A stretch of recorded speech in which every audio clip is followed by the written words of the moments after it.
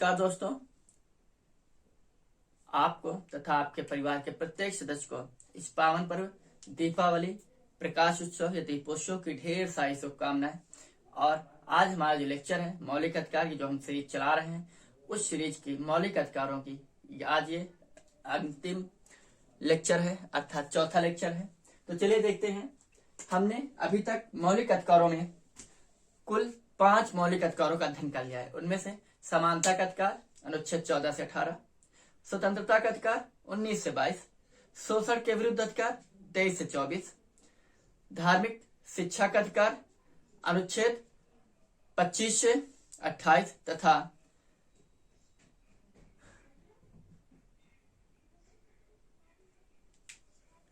तथा सांस्कृतिक एवं शिक्षा का अधिकार अनुच्छेद 29 से 30। हमने अनुच्छेद 30 तक अभी तक अध्ययन कर लिया। आज हमारा जो अंतिम तथा अगला लेक्चर है उसमें हम पढ़ेंगे मौलिक अधिकार में छठा मौलिक अधिकार जो हमें मिला है, उसको बोलते हैं संवैधानिक उपचारों का अधिकार। संवैधानिक उपचारों का अधिकार, संवैधानिक उपचारों का अधिकार, जिसको इंग्लिश बोलते हैं राइट टू कॉन्स्टिट्यूशन रेमेडी, अनुच्छेद 32। संवैधानिक उपचारों का अधिकार अनुच्छेद 32 में है। इसको डॉक्टर भीमराव अम्बेडकर ने अर्थात बाबा साहब ने इसको संविधान की आत्मा कहा है। क्या कहा है? बी आर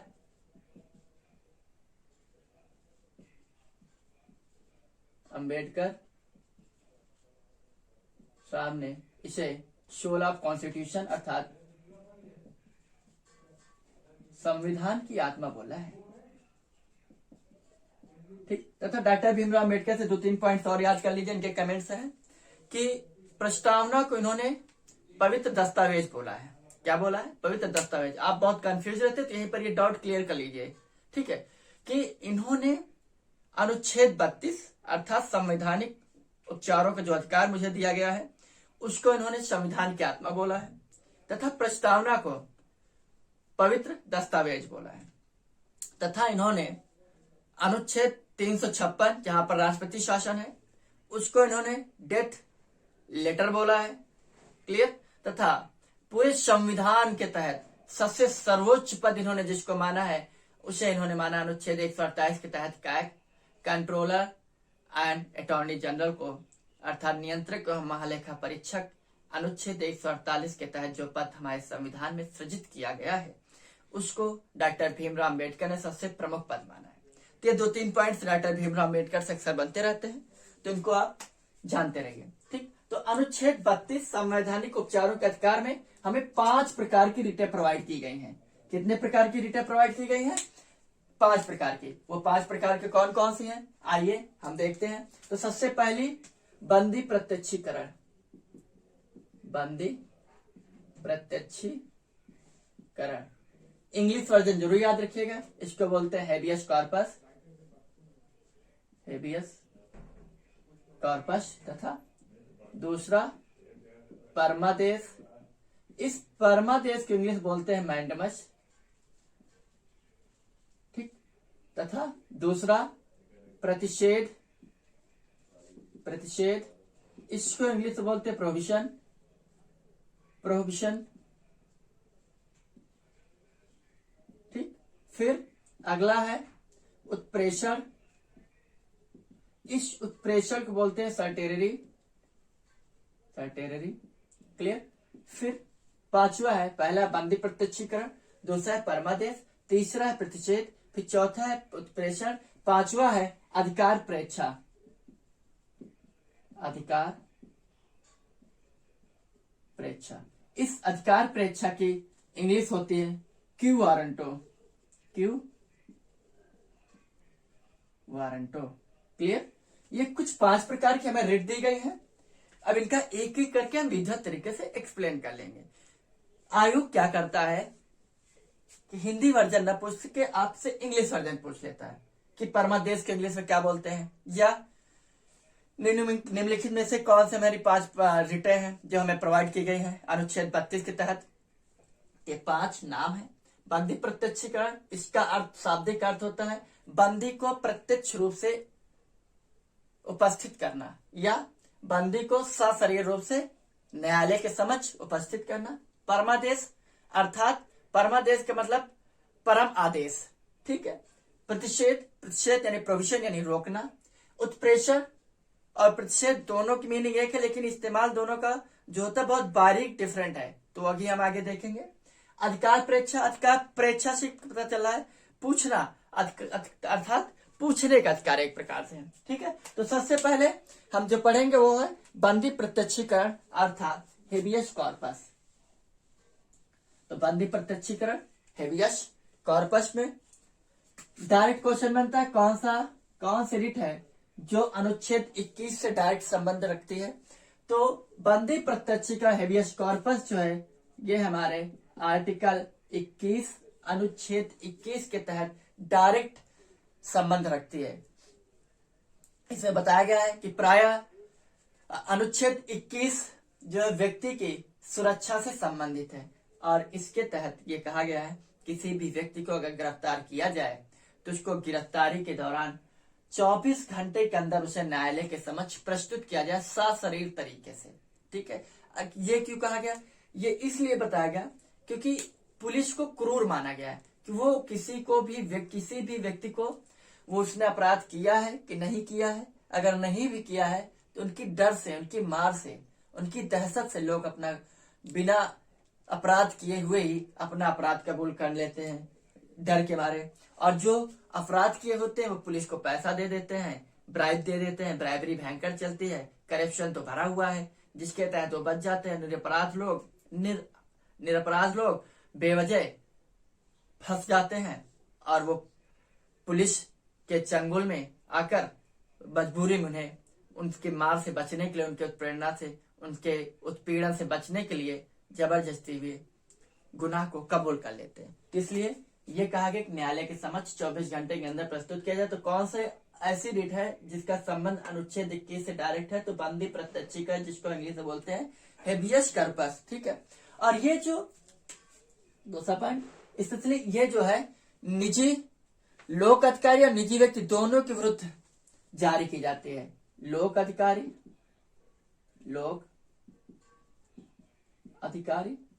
तथा निजी व्यक्ति दोनों के विरुद्ध ये जारी की जाती थी, दोनों के विरुद्ध जारी की जाती है। लोक अधिकारी अर्थात जो भी पब्लिक सर्विस सेक्टर से लोग संबंध रखते हैं, अर्थात सरकारी जॉब से संबंध रखते हैं, या वे व्यक्ति जो सरकारी जॉब में नहीं है, ऐसे अन्य व्यक्ति, ये सभी को बंदी प्रत्यक्षीकरण के तहत एक प्रकार से सिक्योरिटी प्रोवाइड की गई है संविधान की तरफ से, ठीक है। इस रिट के द्वारा न्यायालय जो है वो बंदीकर्ता को ये आदेश देता है कि बंदी को 24 घंटे के अंदर न्यायालय के समक्ष सशरीर प्रस्तुत किया जाए, ठीक। यह बंदी प्रत्यक्षीकरण, इसका शाब्दिक अर्थ होता है बंदी को सशरीर प्रत्यक्ष रूप से न्यायालय के समक्ष प्रस्तुत किया जाए। तो अगली हमारी रिट है वो होगी परमादेश। क्या है? परमादेश। जैसा कि शब्द से ही क्लियर है, परमादेश अर्थात परम आदेश, क्लियर। परमादेश अर्थात इंग्लिश में मैंडेमस बोलते हैं, मैंडेमस, क्लियर। परम आदेश, इसका शाब्दिक अर्थ होता है मैं आदेश देता हूं या हम आदेश देते हैं, ठीक। जहां पर मैंने आपको बताया बंदी प्रत्यक्षीकरण लोक अधिकारी और निजी व्यक्ति दोनों के विरुद्ध जारी होता है, वहीं पर परम आदेश अर्थात मैंडेमस रिट जो है ये केवल और केवल लोक अधिकारियों के खिलाफ जारी होती है, लोक अधिकारियों के विरुद्ध जारी होती है। अब समझिए क्या होता है,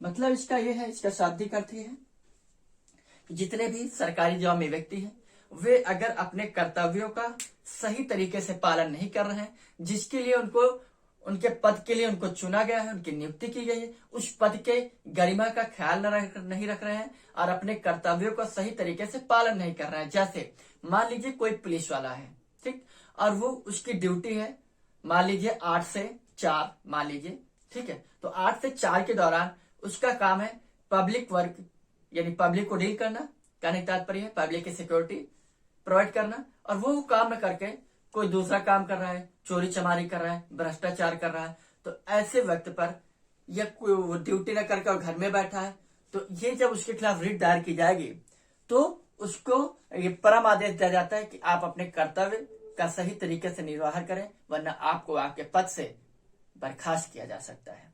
ठीक है, आगे तो परमादेश केवल और केवल लोक अधिकारियों के तहत, बंदी प्रत्यक्षीकरण लोक अधिकारी प्लस निजी व्यक्ति दोनों के अगेंस्ट। ठीक, तीसरा है प्रोविशन और उत्प्रेषण।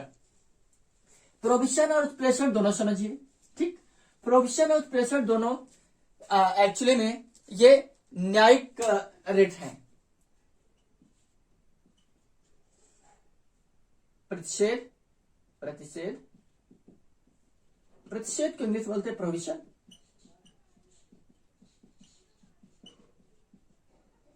और चौथा है उत्प्रेषण। क्लियर, उत्प्रेषण को इंग्लिश बोलते हैं सर टेररी। ठीक, आइए समझते हैं दोनों। प्रतिषेध और ये दोनों न्यायिक संस्थाएं हैं, न्यायिक संस्थाओं के तहत जारी होती है, न्यायिक अधिकार इनके अंतर्गत आते हैं, और इनको जारी करता है न्यायिक तथा अर्ध न्यायिक दोनों संस्थाएं। अब न्यायिक संस्थाएं कौन सी होती है समझ लीजिए। न्यायिक संस्थाएं वे व्यक्ति होते हैं न्यायिक संस्थाओं के अंतर्गत जो उनका काम केवल और केवल न्याय करना होता है, बाकी किसी काम से कोई मतलब नहीं होता। जैसे सुप्रीम कोर्ट के जज वकील, हाई कोर्ट के जज वकील, अधीनस्थ न्यायालयों के, डिस्ट्रिक्ट न्यायालयों के, ये सभी क्या है न्यायिक संस्थाओं के अंतर्गत काम करने वाले व्यक्ति हैं। ठीक, वहीं पर अर्ध न्यायिक संस्थाएं होती है जिनका न्याय करना तो काम है, साथ ही साथ वो अन्य काम भी करते रहते हैं। जैसे मान लीजिए ग्राम पंचायत है, ग्राम पंचायतों में पहले आप देखिए जो पंचायतें लगती थी, जो गांव के चौधरी औधरी चुने जाते थे, ये कोई पंचायत हो तो पंचायत का निर्णय करने के लिए 4-5 पंचों की, लोगों की एक समिति गठित कर ली जाती थी, एक बेंच बना ली जाती थी, वो न्याय कर देते थे। तो वो उसी समय के लिए केवल न्याय कर रहे हैं, बाकी वो अपने काम से अपना जो काम है काम कर रहे हैं, खेती बाड़ी या कोई जॉब वाव से संबंधित है वो। वैसे ही सरकारी संस्थाओं में आप देखिए कि कोई भी समिति बनाई जाती है, कि जैसे आप मान लीजिए कि भाषाई आधार पर समिति गठित करने, राज्यों के पुनर्गठन के आधार पर आयोग गठित किया गया, वहां पर एक समिति बनाई गई है। तथा आप कैट जो है जिसको कॉमन एडमिनिस्ट्रेटिव ट्रिब्यूनल बोलते हैं, या एनजीटी टीआरवाई, कहने का तात्पर्य अर्ध न्यायिक संस्था के अंतर्गत वे व्यक्ति आते हैं जो न्याय तो करते हैं लेकिन उनका सिर्फ न्याय करना काम नहीं होता, न्याय के अतिरिक्त दूसरे भी काम से वो संलिप्त होते हैं। आगे बात समझ में, न्यायिक संस्था, अर्ध न्यायिक संस्था, न्यायिक संस्था के जो व्यक्ति होते हैं उनका काम केवल और केवल न्याय करना होता है। अर्ध न्यायिक संस्था से संबंधित जो व्यक्ति होते हैं उनका न्याय के साथ साथ अन्य कामों से भी संबंध होता है। ठीक, आगे बात समझ में, अब दोनों में समझिए। प्रतिषेध, मान लीजिए ये दोनों ही इस्तेमाल किए जाते हैं जब कोई भी न्यायिक डिसीजन, जब कोई जजमेंट आने वाला होता है, और कोई भी न्यायिक संस्था, हाई कोर्ट, डिस्ट्रिक्ट कोर्ट या अधीनस्थ कोर्ट, वे अपने अधिकार क्षेत्र से बाहर जाकर कोई न्याय करने लगे या कोई गलत डिसीजन देने लगे, तो गलत तरीके से डिसीजन देना या अपने अधिकार क्षेत्र से बाहर जाकर डिसीजन देना, उन दोनों पर ये रिटें दायर होंगी, प्रतिषेध और उत्प्रेषण। अब दोनों का इस्तेमाल कहां पर होगा समझिए।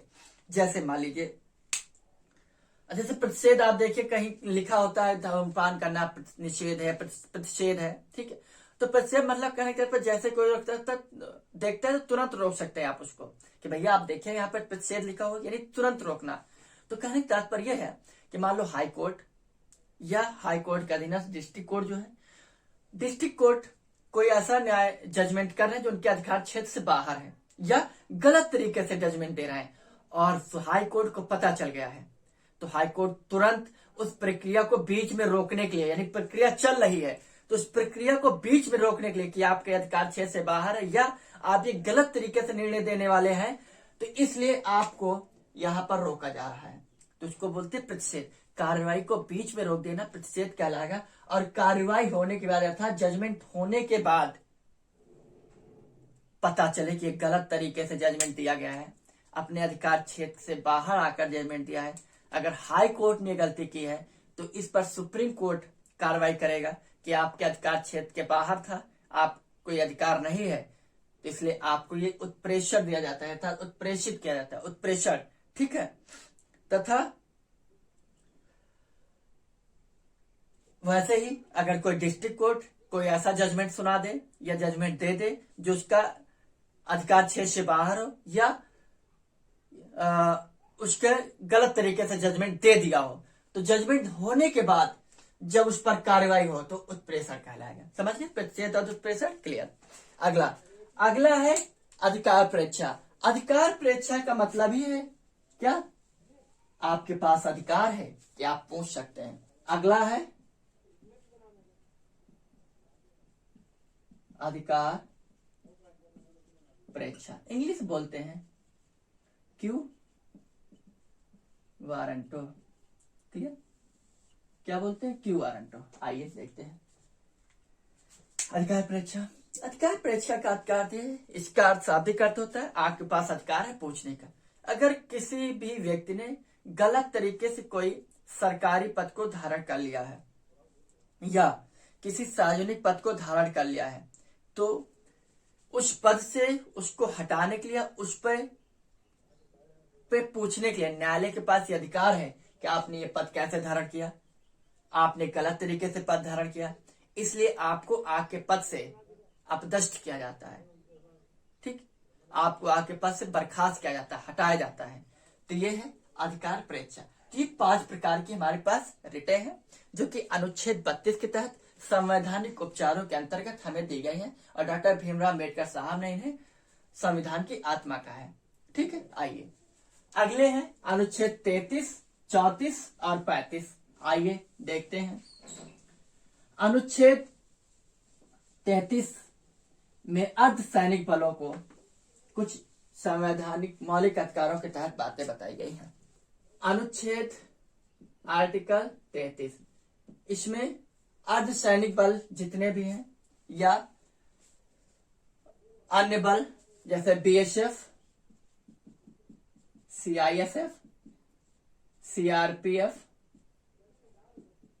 ठीक, ऐसे अर्धसैनिक बल या खुफिया एजेंसी जैसे सीबीआई, एनआईए, ठीक, और आईबी, ऐसी संस्थाओं को के जो भी व्यक्ति होंगे या जो भी सदस्य होंगे, इनके मौलिक अधिकारों को संसद सीमित कर सकती है। क्या कर सकती? संसद सीमित कर सकती है। क्यों कर सकती? आइए, और जब संसद इनको सीमित करेगी तो न्यायालय इनको संरक्षण नहीं देगा। 2 पॉइंट याद रखिए, संसद सीमित कर देगी इनके मौलिक अधिकारों को अर्थात फंडामेंटल राइट्स को, और न्यायालय संरक्षण नहीं प्रदान करेगा, न्यायालय संरक्षण नहीं देगा इनको। क्लियर? आगे बात अगला। अब क्यों? क्योंकि देखिए क्यों संसद इनके मौलिक अधिकारों को सीमित करेगी। मान लीजिए सपोज दैट आप सीआरपीएफ, बीएसएफ या आर्मी में कहीं सिलेक्ट हो गए, तो सिलेक्ट होने के दौरान अब आपको सुबह 4 बजे उठना है, तो आप कह रहे हैं अपने सीनियर से निंद्रा अर्थात नींद मेरा मौलिक अधिकार है, निजता का हनन है, आप नहीं कर सकते मेरी, ठीक है, आप निजता के अधिकारों का हनन नहीं कर सकते मेरी, ये मेरी राइट टू प्राइवेसी के तहत आता है। तो अगर आप रात सुबह 4 बजे उठेंगे नहीं तो आप एक्सरसाइज कब करेंगे? वहां के जो नियम टाइम टेबल है उसके आधार उन पर आप अमल कैसे कर पाओगे? इस आधार पर आपको संसद के पास अधिकार है कि आपके जो मौलिक अधिकारों को सीमित करेगी, तथा और आप इसके खिलाफ न्यायालय भी नहीं जा सकते हैं कि आप न्यायालय चले गए कि भाई मेरे मौलिक अधिकारों को संसद ने सीमित कर दिया, आप मैं रिट दायर कर सकता हूं। तो ऐसा कोई भी राइट आपके पास नहीं है। अगला आर्टिकल 34, क्लियर? आर्टिकल 34 आइए देखते हैं। इसमें देश के किसी भी क्षेत्र में या राज्य के किसी भी क्षेत्र में अगर सेना कानून लग गया, सेना कानून जिसको इंग्लिश बोलते हैं मार्शल लॉ, जिससे आप लोग परिचित हैं, मार्शल ला।